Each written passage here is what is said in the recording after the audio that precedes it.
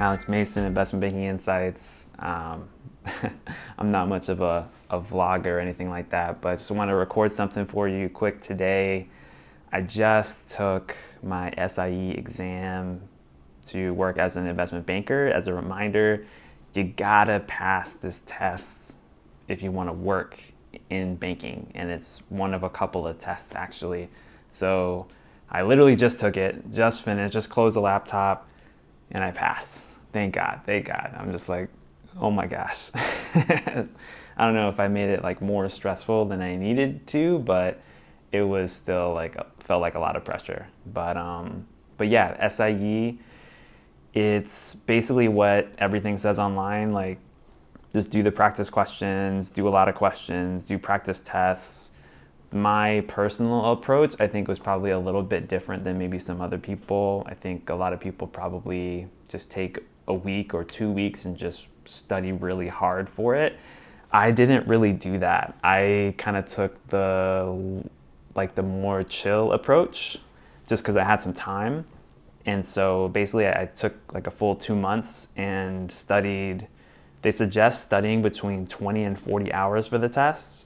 I ended up studying just above that lower bound, so just under 22 hours of studying, which is really not a lot now that I think about it, but it felt like a lot because I kind of dragged it out.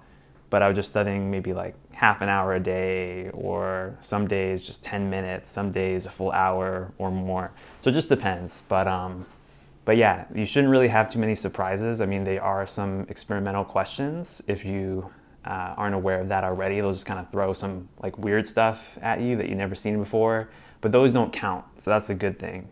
But I did notice for me, it did kind of like throw me off a little bit because like I think I did 3 or 4 practice tests leading up to this, and it was like, when you actually do the tests, when you see something you haven't seen before, it kind of makes you stop like, wait, I haven't seen that. But you can kind of push through that.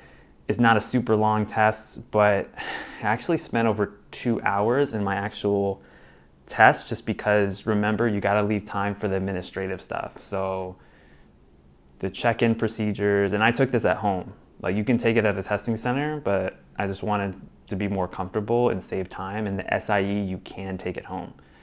So there was probably 15 minutes of beginning administrative stuff, and then I took a short break. You're allowed a 10-minute unscheduled break, but it counts toward or counts against your exam time. The timer doesn't stop. So the tricky part about that is, like, once you leave the room and exit the room again, enter the room again, you have to go through the check-in process again, which takes a solid 5 minutes to like use your camera, show your chair, show your desk, all of that stuff. So that was a little frustrating because once I came back into the room, I kind of just wanted to go for it, but they had to make sure, like, for security reasons, that nothing about the environment had changed. But other than that, it was good. I mean, the material wise, it's exactly like what the training material you would expect would be.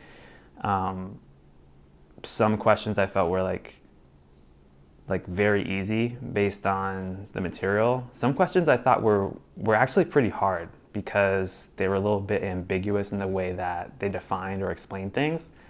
So it is what it is, but I'm just so grateful that I passed. And if you're on your journey too, and working toward becoming an investment banker, this is something that you're gonna face eventually once you get close to actually working the job. So good luck to all the test takers out there. Now I'm gonna get ready for my Series 63, but before that, I'm gonna take the rest of the day off and just chill. But yeah, haven't produced a little bit of the podcast in a while, mainly because I've been in the final stretch of prepping for this test. So I just wanted to touch base with you and say hello, and I'll talk to you soon. All right, take care.